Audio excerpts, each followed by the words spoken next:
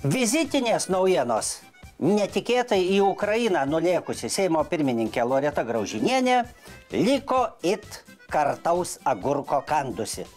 Jos nepriėmė nei Ukrainos prezidentas, nei parlamento pirmininkas. Dar ne viskas prarasta. Aš turiu puikius šansus susitikti su Verka Serdiučka. Parlamento pirmininkas laikinas, o Serdiučka amžina.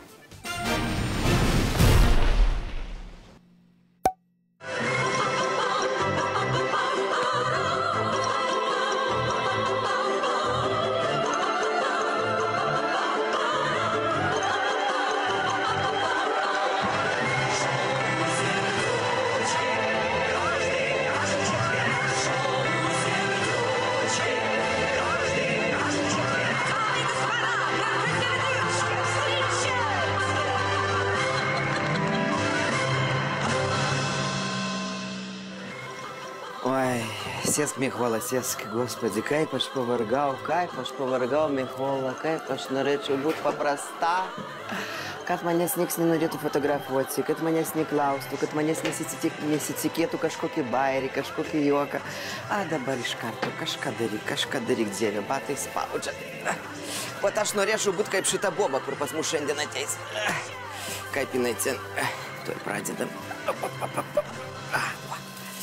Nu, pasiruošęs. Grimas gerai. Labas vakaras, Ukraina.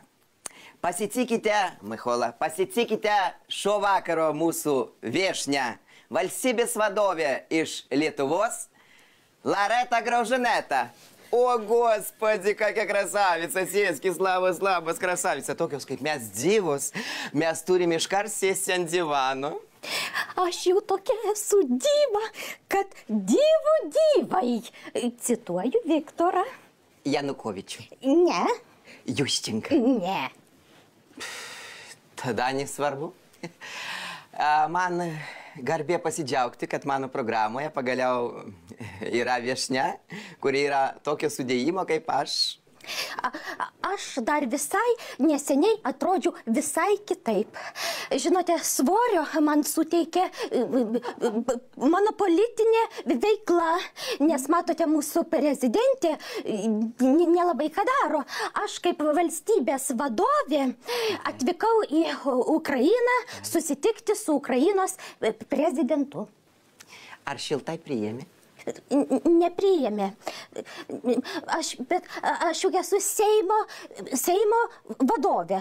Tai gal aš tada galėčiau susitikti su Ukrainos Seimo vadovu. Nu, apie ką jūs su juo kalbėjot? Nekalbėjau. Nepriėmė. Man jūs atrodo tokia priimtina. Apie ką jūs būtumėt kalbėjusi su mūsų valdžia? Aš būčiau kalbėjusi apie problemas, kuriomis domiuosi kaip valstybės vadovė. Taigi, būčiau kalbėjusi apie Euroviziją. Apie Euroviziją jau esu kalbėjusi su Lietuvos televizijos vadovu ir didžiai esu įsitikinusi, kad Lietuva galėtų būti tiltas Ukrainai į Euroviziją. Nu, вот сена. Kad, žinot, Ukraina pati savarankiškai dalyvauja Eurovizijai. Aš pati esu dalyvavusi. Michola. O beje, jūs matėte, kaip aš puikiai pasirodžiau mitinge Maidane. Ten beje buvo daugiatūkstantinė minia. O man, žinokit, kažkaip trūko visos patancovkės, trūko blizgučių, trūko fejerverkų, trūko šitų bek vokalai, visko trūko. Aš jūsų kaip moteris noriu geriau paklausti. A ko jūs kišatės į mūsų valstybės vidaus reikalus? Tai kad man nelabai leidžia į Lietuvos reikalus kištis. Kas, prezidentė? Ne, Viktoras. Janukovičius? Ne. Juščenka? Ne. Nu, tada nesvarbu. Bet jeigu aš jau esu Ukrainoje, gal jūs man galėtumėte patarti, ką aš dar galėčiau, ką dar reikėtų man pamatyti? Žinot, aš jums patarčiau pamatyti Ukrainos parlamento pirmininką į Ukrainos prezidentą. Nes jeigu jūs jų nepamatysit, tai kažkaip visai neaišku, kuo jūs čia tada atvažiavot. Aš nenorėjau į Angliją. Minutочку. Микола, дух šitai buvo lašinių. Negirdžiu, ką mano viešnia man sako. Ačiū. Aš į Angliją nenorėjau. O, ukrainietiški lašiniai visiems atriša liežuvį. Šiom dienom turėjau būti Londone, susitikti su Didžiosios Britanijos parlamentu. Bet ašgi angliškai nebumbam. Va, tie lašiniai taip atrišo liežuvį. Duokit dar splitelę. Mikola. Būčiau nuvažiavusi į Angliją ir būčiau vėl nepašnekėjusi angliškai, taigi prezidentė vėl juoktųsi. Tai irgi čia sunku, taigi zibina eiliuliu, zibina ant svai. Mikola, dai gazu. Žinot, dujos pas mus labai aktuali tema Ukrainoje. Į mano laido yra tokia rubrika, kurie mes filmuojam virtuvėje. Galim perėti sen, ruski borš dar labiau atriš liežuvį. Ne, virtuvės nereikia, aš jau nuo šitų lašinių nusišneku. Bet to aš labai skubu. Į Vilnių. Į Rygą.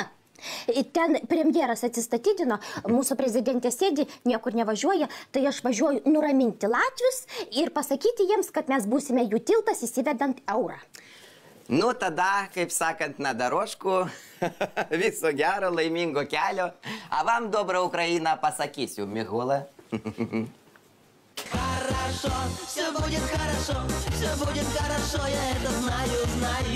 Хорошо, все будет хорошо, чувствую, я девки загуляю. Čiagi mano žodžiai.